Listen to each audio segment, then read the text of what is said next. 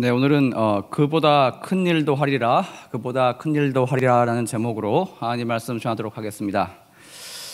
베드로가 어비었을 시절부터 방해부터 있던 그 삶의 신조는 아마도 베드로 사전에 중도포기란 없다, 나는 될 때까지 한다, 아마 이런 내용이 붙어 있었을 것 같아요. 이런 추측이 가능한 이유로 물고기가 밤새도록 잡히지 않던 그런 밤이 있었죠. 베드로는 새벽 미명까지 그때까지 포기하지 않고 밤을 꼬박 새가면서 고기가 잡힐 때까지 그물을 던지고 또 던졌던 그였습니다.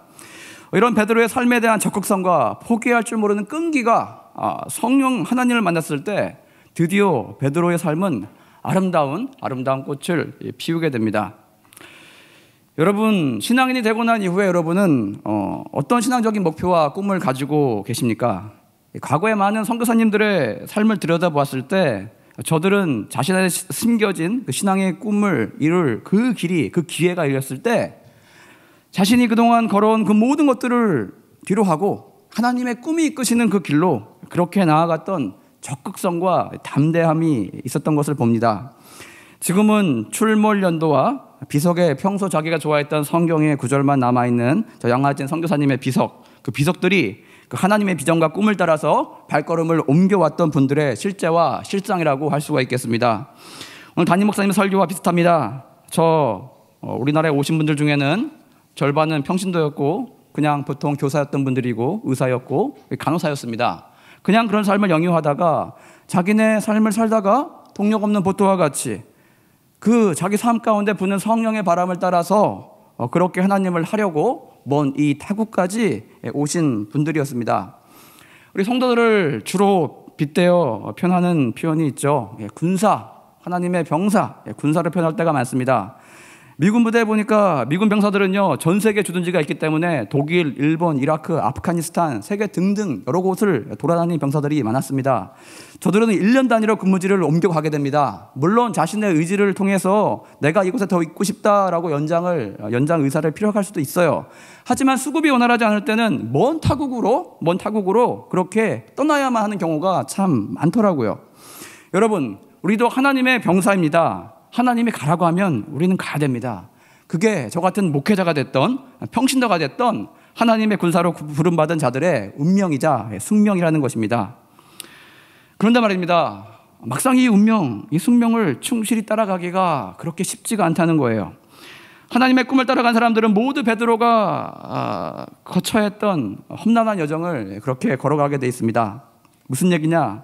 믿음이 생기고 하나님의 성령이 충만하게 되면 하나님 안에서 세상의 꿈이 아닌 하나님이 주시는 꿈들을 꾸기 시작합니다. 그런데 하나님의 꿈이 우리 마음에 찾아왔을 때 어떻습니까? 한편 마음이 벅차오르고 소망으로 기쁨으로 가득 차지만 한편으로는 자기도 모르게 이런 목소리가 들려요. 에이, 내가 뭐라고 그렇게 위대한 일을 하겠어. 이제 막 신앙생활 시작한 내가 뭐라고. 자기에게 주시는 하나님의 꿈과 부르심을 반신반의하기도 합니다. 게다가 주변에 믿지 않는 사람들과 잘 믿는 사람들 중에서도 야군이 적군인지 모르겠어요. 현실에 잘 뿌리나 내리고 살라면서 걱정 반, 조롱 반의 반응을 보일 때도 있다는 것입니다. 그 자신을 향한 스스로의 의구심과 사람들의 의구심을 이겨내고 떨쳐버리고 하나님께 주시는 그 꿈을 향해 용감하게 이렇게 계속해서 나아가다 보면 하나님을 일을 하기에는 내 자신이 너무나 하염없이 작아 보이는 그런 순간을 마주하게 됩니다. 그때 여러분 어떻게 됩니까? 넘어지게 돼요. 깨지게 돼요. 자신에게 실망하게 됩니다. 그 전 가운데 여러분 참 많이 울기도 하고 중간에 관두고 싶다고 하나님께 떼를 쓰기도 하고 때로 염치가 없어서 한참을 하나님으로부터 숨어 지내고 싶을 때도 많다는 것입니다. 그러나 그 모든 풍파가 다 지나간 어느 순간부터 그 크신 하나님의 꿈이 저와 여러분의 삶을 통해서 작지만 하나씩 조금씩 이루어져가는 과정을 여러분은 마주하게 됩니다. 작지만 의미 있는 몸짓과 그 여정이 우리 삶을 통해서 나타나기 시작한다는 것입니다. 그러다가 무슨 일이 벌어집니까, 여러분? 하나님의 강력한 임재가 우리의 영혼과 주변 사람들을 흔들기 시작했을 때 비로소 오늘 우리가 그토록 보고 싶던 베드로의 모습이 우리 안에도 나타나게 된다는 것입니다. 예수님께서 베드로를 부르실 때 미리 보시고 저 기대했던 성령의 사람 그 베드로의 모습을 보시고 능력의 종 베드로를 보시고 그렇게 부르셨다는 말입니다. 이것이 하나님 안에서 하나님의 일꾼으로 부름받은 하나님의 꿈을 이루어가길 소망하는 모든 분들이 걸어가는 여정이라고 할 수 있겠습니다. 그 점 가운데 참 놀라운 분기점이 있습니다. 아주 중요한 순간이 우리 모두에게 필요합니다. 이 여정을 거친 자만이 하나님께서 온전히 쓰시는 능력의 종이 될 수 있기 때문입니다.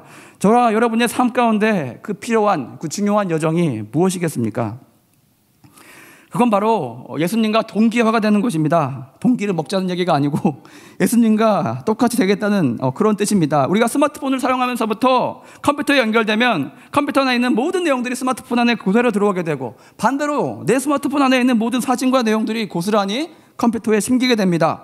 즉 다른 두 객체가 연결이 되었을 때 이 둘은 같은 상태에 이를 때까지 계속해서 끊임없이 서로 교신을 하게 됩니다. 그걸 우리가 동기화라고 합니다. IT에서 얘기하는 동기화라고 하죠. 오늘 요한복음 보시면 예수님께서 마지막 만찬 하셨을 때 제자들에게 몇 장에 걸쳐서 아주 중요한 긴 내용의 말씀을 하십니다. 마지막 설교니까 가장 중요하고 가장 하고 싶었던 중요한 핵심을 담고 있다고 할 수 있겠습니다. 그 예수님 담화의 주제는 무엇이었냐? 그 핵심 당부의 주제는 바로 얘기한 예수님과의 동기화였습니다. 동기화. 요한복음 14장 12에서 14절 보시면 내가 진실로 진실로 너희에게 이르노니 나를 믿는 자는 내가 하는 그 일을 그도 할 것이요 또한 그보다 큰 일도 하리니 이는 내가 아버지께로 감이라. 너희가 내 이름으로 무엇을 구하든지 내가 행하리니 이는 아버지로 하여금 아들로 말미암아 영광을 받으시게 하려 함이라. 내 이름으로 무엇든지 내게 구하면 내가 행하리라. 이 말씀이 여러분 삶 가운데 역사하는 오늘 이 밤 되시길 소망합니다.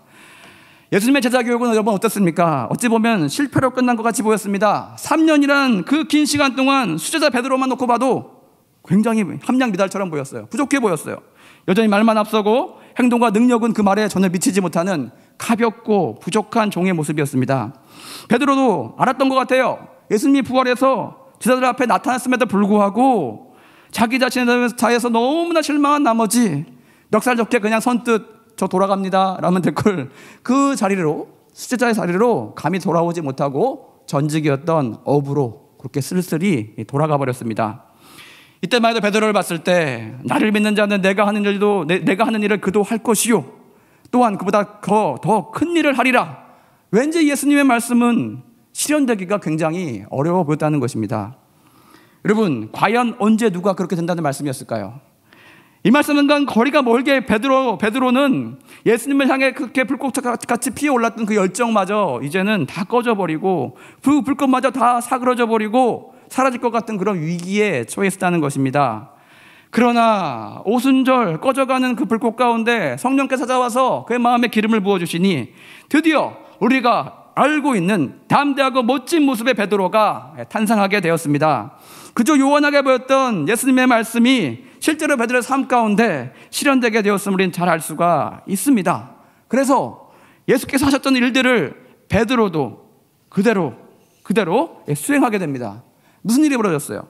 첫째로 베드로에게 치유의 능력이 일어나게 됩니다. 바로 앞장 사도행전 3장에 보시면 베드로는 성전의 여러 출입문 중에 미문이라는 곳에서 앉아서 구걸하는 40대 된 안진뱅이를 일으켜 세웁니다. 이는 요한복음 5장 1절에서 18절에 나오는 성전의 다른 문이었던 양문, 즉 베데스다 못 근처에 있던 38년 된 병자를 고쳐주셨던 예수님의 모습과 정확하게 대꾸를 이루고 있습니다. 예수님의 명령, 요한복음에 뭐라고 하십니까? 일어나 내 자리를 들고 걸어가라. 이 말씀과 사도행전 3장 6절에 나오는 베드로의 말씀, 나사렛 예수 이름으로 일어나 걸으라. 이 명령은 굉장히 비슷합니다. 둘째로 베드로에게도 말씀의 능력이 임하게 됩니다. 예수님께서 복음서에서 오병이의 기적을 행하셨을 때 남자의 수만 5천이었더라라는 표현이 있어서 우리는 얼마나 많은 규모의 군중이 모였는지를 알 수가 있습니다. 오늘같이 읽은 사도행전 4장 4절 보시면 말씀을 들은 사람 중에 믿는 자의 수가 많으니 남자의 수가 약 5천이나 되었더라. 즉 베드로 앞에 모여있는 5천 명의 군중은요, 과거 예수님을 따랐던 그 군중의 규모와 정확하게 일치한다는 것입니다.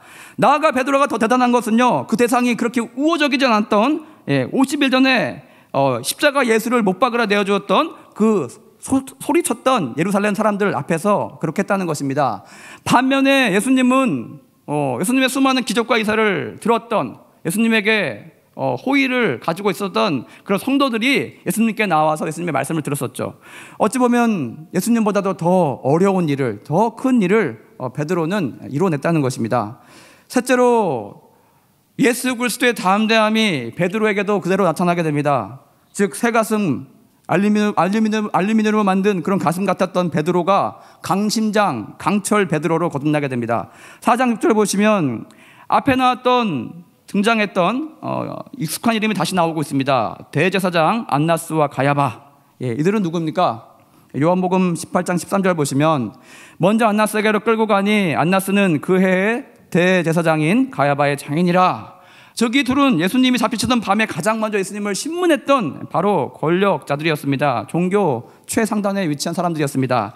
마태복음 26장 63절 보시면 당시 대제사장 가야바가 이렇게 얘기합니다. 내가 하나님의 아들 그리스도인지 우리에게 말하라. 이 말에 예수님이 어떻게 대답하십니까? 담대하게 이렇게 선포하십니다. 내가야 말하였느니라. 그러나 내가 너에게 이르노니 이후에 인자가 권능의 우편에 앉아 있는 것과 하늘 구름을 타고 오는 것을 너희가 보리라 라고 그렇게 예수님이 선포했습니다. 이와 대꾸되는 베드로의 신문에 대한 답변이 오늘 10절에서부터 12절까지 나오죠. 다 같이 한번 우리 소리내서 한번 읽어보겠습니다. 10절에서 12절 준비 시작. 너희와 모든 이스라엘 백성은 알라. 너희가 십자가에 못 박고 하나님이 죽은 자가 살리신 나사렛 예수 그리스도의 이름으로 이 사람이 건강하게 되어 너희 앞에 섰느니라. 이 예수는 너희 건축자들의 버린 돌로서 집 모퉁이의 머릿돌이 되었느니라. 다른 이로서는 구원을 받을 수 없나니 천하 사람 중에 구원을 받을 만한 다른 이름을 우리에게 주신 일이 없음이라 하였더라. 여러분, 지금 베드로는 여기서 신학적인 노선이나 경향, 견해를 묻고 있는 게 아닙니다. 여기서 한번 생각해 보세요. 이건 정말 베드로의 목숨이 달려있는 정말 경각에 달려있는 그런 아찔한 순간이었던 것입니다. 예수님을 십자가 넘겨졌던 자들이 베드로 정도는 쉽게 죽일 만한 권세가 있었습니다. 그럼에도 불구하고 베드로는 얼마 전 저들 앞에서 저들의 결정으로 인해서 이단으로 몰려서 십자가에 죽임을 당하신 그 예수님의 이름을 다시 언급하면서 저들을 꾸짖고 있습니다. 뿐만 아니라 진리를 선포하고 있습니다. 유일하신 구원자 예수님밖에 없다라고 오히려 저들을 꾸짖고 있습니다. 베드로도 전에는요 작은 여정의 추궁에도 예수님을 부인하던 그런 자였습니다. 그렇던 베드로가 이제는 예수님을 십자가 못 박힌 저 종교 최상단에 서 있는 권력자들 앞에서 당당히 예수의 이름을, 유일한 구원자이신 예수를 그렇게 증거하는 그런 모습을 보이고 있었다는 것입니다. 셋째로 부활의 능력이 베드로에게도 임하게 됩니다. 먼저 복음서에서 11장 보시면 요한복음 11장에 예수님의 기적과 이사 가운데 정말 하이라이트와 같은 장면이 나오고 있습니다. 죽은 나사로를 살리신 예수님의 모습이 나오고 있어요. 예수님이 이렇게 말씀하셨습니다. 큰 소리로 나사로야 나오라 라는 그 장면이 등장하고 있습니다. 오늘 읽은 본문 저 뒤에 나오는 내용이지만 행전 9장 40절 보시면 베드로가 요바에 가서 한 죽어있는 여인을 살리게 됩니다. 뭐라고 합니까? 다비다야 일어나라. 다비다야 일어나라. 주의 기사 중에 주께서 행하셨던 기사 중에 가장 위대한 일을 베드로도 역시 동일하게 행하게 되었다는 것입니다. 여러분 상상해 보십시오. 아마도 지금까지 위 언급한 장면들을 예수께서 하나님 우편에 앉아 계시면서 베드로의 모습을 보셨다면 정말 흐뭇하게 웃고 계셨을 것 같습니다. 왜입니까? 그것은 바로 예수께서 하신 그 말씀이 이루어졌기 때문이에요. 나를 믿는 자는 내가 하는 그 일을 그도 할 것이요 또한 그보다 큰 일을 하리라. 이 말씀이 베드로의 삶 가운데 기대했던 대로 그렇게 역사했기 때문입니다. 여러분 오늘 이 시간 한번 생각해 보시기 바랍니다. 이 주의 말씀이 비단 베드로 한 명에게만 주어진 말씀이겠습니까? 우리 인생에게 주어진 말씀이 아니겠습니까? 다만 베드로와 같이 우리도 수많은 시행착오를 겪을 것입니다. 또한 수많은 시간이 걸릴 것입니다. 많은 시간이 소요될 것입니다. 그럼에도 불구하고 그와 같이 예수 그리스도의 말씀이 그에게 이루어졌던 것처럼 우리의 삶에도, 저와 여러분의 삶에도 이루어졌으면 좋겠습니다. 베드로가 위대하게 되었던 이유는 무엇입니까? 예수님께서 하신 일을 본인도 그대로 하고 싶은 열망으로 가득 차 있던 그런 제자였기 때문입니다. 그의 영적인 욕심이 대단했습니다. 풍랑에 있는 바다에 걸어온 예수님을 보시고 귀신이라 도망치려 했던 그 다른 제자들과 다르게 자기도 걸어보겠다고 물 위로 걸어오라, 명해달라고 그렇게 부탁합니다. 해적식을 할 때도 어떻게 합니까? 이미 발뿐만 아니라 자신의 온몸을 씻겨달라고 예수께 부탁하고 있습니다. 예수께서 부활했다는 소식을 듣고 늦게 도착하지만 돌무럼 속으로 곧장 지체하지 않고 달려 들어갔던, 두려움이 없이 그렇게 달려 들어갔던 이 베드로였습니다. 이 신앙심 위에, 담대한 열정 위에 성령께서 임하시니 그를 위대한 사도로 그렇게 변모시켜 주었다는 것입니다. 누구나 한번 사는 인생, 성공적인 인생을 살기를 원합니다. 그러나 여러분, 그 원하는 삶 가운데 5에서 10% 정도만 그 삶을 일궈낼 수 있고, 나머지 대부분의 사람들은 일장춘몽으로 허무하게 바람만 있었을 뿐 이루지 못했다라고 하면서 아쉽게 생을 마감하게 된다고 합니다. 그 차이는 지력도 아니요, 재력도 아니요, 가문도 아니요, 이 모든 조건 때문에 그 차이가 발생하는 것이 아니라 내가 글로 적어놓은 분명한 목표가 내 삶 가운데 존재하는가, 그렇지 않은가에 달려있다고 해요. 우리 성도님들은 세상적인 목표 말고도 신앙적인 목표를 글로 적어놓은 그런 것이 여러분 삶 가운데 존재하십니까? 그리고 그 영적인 수준이 내 자신의 수준이 아니라 예수께서 친히 하신 말씀과 같이 이보다 더 큰일 하리라라는 그런 수준의 것을 여러분은 구하고 계십니까? 여러분 신앙의 안에서 목표를 세울 때 여러분 자신을 인간적인 시각에서 제한하지 마시기 바랍니다. 하나님께서 이끄시는 대로 예수님의 그 하신 일을, 베드로와 사도가 했던 그 수준의 일까지도, 그 이상의 일까지도 여러분 꿈을 꾸시고 여러분 도전하시길 바랍니다.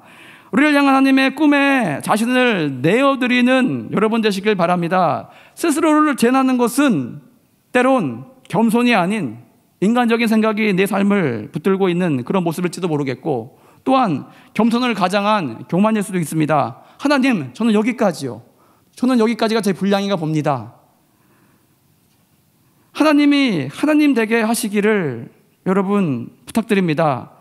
여러분 안에 하나님께서 마음껏 일하게 그렇게 여러분의 인생을 송두리째 내어드리길 소망합니다. 그게 저와 여러분이 생각하는 것보다 더 큰 것을 때론 요구할지라도, 내가 한 번도 생각하지 못한 길을 가라고 그렇게 마음 가운데 감동을 주실지라도, 그것이 성령의 생각이라면 내 자신의 뜻을 내려놓고 여러분 자신을 성령께 묶어서 순종하며 나아가는 저와 여러분 되었으면 좋겠습니다. 분명 베드로와 같이 단번에 그 수준까지 이르지 못할 것입니다. 교정 가운데 수많은 호언장담과 실패가 동반될 것입니다. 하지만 결국 예수께서 하신 그 치유의 사역과 말씀의 권세와 이 부활의 능력을 행하는 그 힘이, 영적인 힘이 저와 여러분에게도 임하게 될 것입니다. 동일한 권능과 영광이 덧입혀지길 여러분 소망하십시오. 이럴 때 하나님의 주시는 꿈을 여러분 꾸시고 그 꿈을 향해서 담대히 나아가는 저와 여러분 되었으면 좋겠습니다. 그리하면서 주님의 꿈이 저와 여러분의 인생을 통하여서, 삶을 통하여서 아름답게 이루어지고 꽃피어지는 복된 인생들 다 되시길 소망합니다. 다 같이 원하고 바라고 기도합니다. 찬양하고 기도 나가겠습니다.